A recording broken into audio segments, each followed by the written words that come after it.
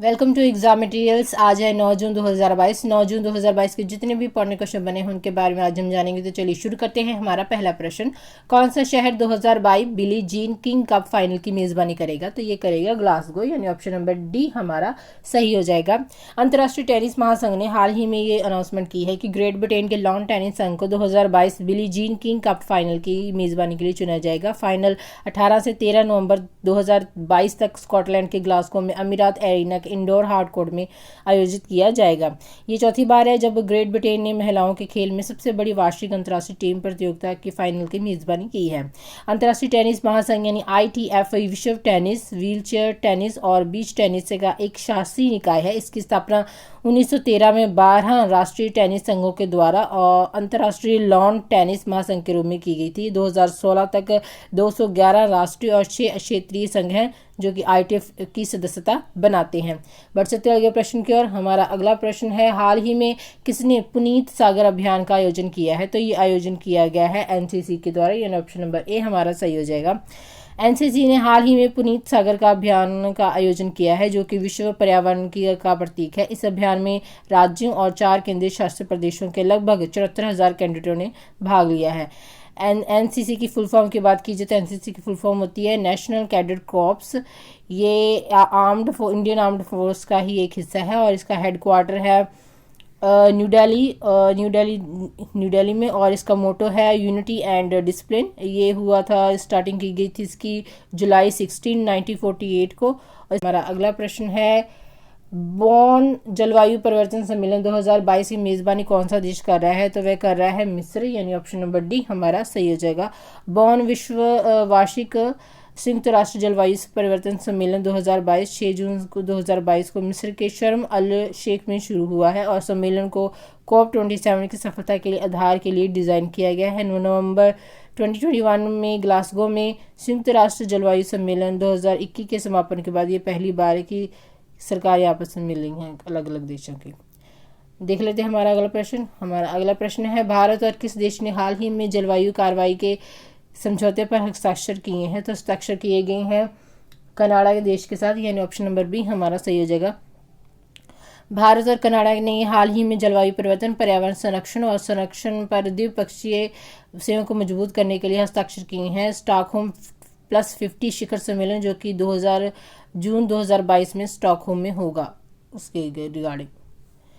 हमारा अगला प्रश्न है, आईफा अवार्ड 2022 में किस अभिनेता को सर्वश्रेष्ठ अभिनेता के से पुरस्कार से सम्मानित किया गया है? तो ये सम्मानित किया गया है विकी कौशल को, यानी ऑप्शन नंबर सी हमारा सही हो जाएगा। हाल ही में अबू धाबी में आयोजित आईफा अवार्ड 2022 में अभिनेता विकी कौशल को सर्वश्रेष्ठ अभिनेता के पुरस्कार से सम्मानित किया गया है। इस वर्ष आईफा 2022 अवार्ड्स को सलमान खान, मनीष पॉल और रितेश देशमुख ने होस्ट किया था। हमारा अगला प्रश्न है, 8 जून को विश्व भर में कौन सा दिवस मनाया जाता है? तो 8 जून को विश्व भर में मनाया जाता है विश्व महासागर दिवस और विश्व ब्रेन ट्यूमर दिवस, यानी ऑप्शन नंबर डी हमारा सही हो जाएगा। यानी ए और बी दोनों ही हमारे सही हो जाएंगे। 8 जून को विश्व भर में विश्व महासागर दिवस और विश्व ब्रेन ट्यूमर दिवस मनाया जाता है। पहले की बात की जाए, विश्व महासागर दिवस वर्ष 2009 में हमारे महासागर और हमारी जिम्मेदारी विषय के साथ मनाया गया। सामूहिक प्रयासों के माध्यम से जल निकाय को संरक्षण करने और इसे मानवीय गतिविधियों के खतरे से बचाने के लिए हर साल ये दिवस मनाया जाता है।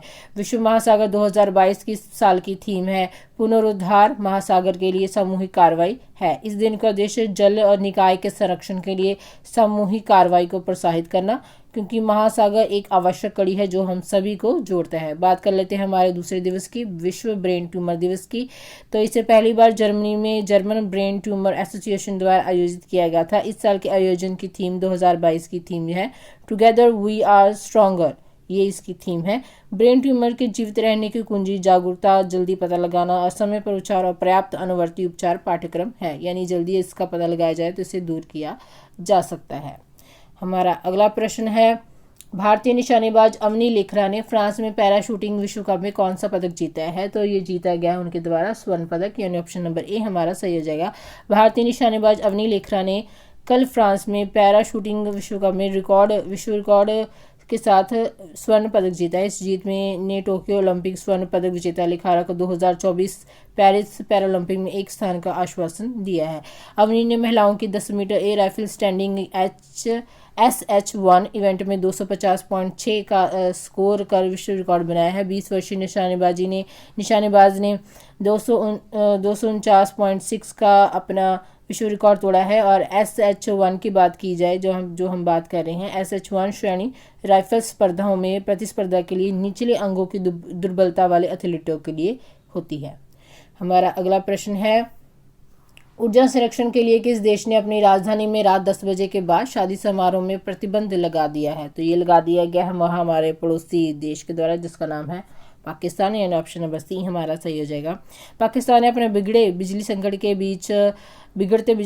के बीच ऊर्जा संरक्षण के लिए कल से रात 10 बजे के बाद इस्लामाबाद में शादी के कार्यक्रम पर प्रतिबंध लगाने का फैसला लिया है। ये कदम लोड शेडिंग को कम करने के लिए, बिजली की खपत को कम करने के लिए सरकार द्वारा उठाए गए कदमों का एक हिस्सा है। बढ़ चलते अगले प्रश्न की ओर। हमारा अगला प्रश्न है, किस भारतीय क्रिकेटर ने हाल ही में क्रिकेट के सभी पारों से संन्यास की घोषणा की है? तो ये घोषणा की गई है मिताली राज के द्वारा, यानी ऑप्शन नंबर बी हमारा सही हो जाएगा। अनुभवी भारतीय क्रिकेटर मिताली राज ने हाल ही में अंतर्राष्ट्रीय क्रिकेट के सभी पारों से संन्यास की घोषणा की है। इस घोषणा के साथ पूर्व कप्तान ने 1999 में पदार्पण करने के बाद से अपने शानदार करियर से पर्दा हटा दिया है। मिताली राज ने अपने 19 साल के करियर में भारत के लिए 12 टेस्ट, 232 ODIs और 89 T20 मैच खेले हैं। हमारा अगला प्रश्न है, बायोटेक स्टार्टअप एक्सपो 2022 का आयोजन कहां पर किया जा रहा है? तो ये आयोजन किया जा रहा है नई दिल्ली में, यानी ऑप्शन नंबर ए हमारा सही हो जाएगा। प्रधानमंत्री नरेंद्र मोदी ने आज ही के दिन नई दिल्ली में प्रगति मैदान में बायोटेक स्टार्टअप एक्सपो 2022 का उद्घाटन करेंगे और सभा को संबोधित करेंगे। बायोटेक स्टार्टअप एक्सपो 2022 इस महीने की 9 और 10 तारीखों, यानी 9 और 10 जून को आयोजित होने वाला 2 दिवसीय कार्यक्रम है। इसका आयोजन जैव प्रौद्योगिकी विभाग और जैव प्रौद्योगिकी आयोग अनुसंधान सहायता परिषद BIRCAC द्वारा किया जा रहा है। ये BIRAC की स्थापना के 10 साल पूरा होने के उपलक्ष्य में आयोजित किया जा रहा है और एक्सपो का विषय biotech startup innovation togethers towards आत्मनिर्भर भारत है। एक्सपो जो है वो उद्यमियों, निवेशकों, उद्योग जगत के नेताओं, वैज्ञानिकों, शोधकर्ताओं, जैव इनक्यूबेटरों और निर्माताओं, नियामकों आदि को जोड़ने के लिए एक मंच के रूप में कार्य करता है। एक्सपो में लगभग 300 स्टॉल लगाए जाएंगे जो कि स्वास्थ्य सेवा, जीनोमिक्स, बायोफार्मा, कृषि, औद्योगिक जैव प्रौद्योगिकी आदि के अनुप्रयोगों को प्रदर्शित करेंगे। तो फ्रेंड्स, ये थे आज के महत्वपूर्ण करंट अफेयर्स। अगर आपको वीडियो अच्छी लगे तो आप इसे लाइक और शेयर करें। अगर आप चैनल पर नए हैं तो चैनल को सब्सक्राइब करें। वीडियो को देखते रहने के लिए धन्यवाद।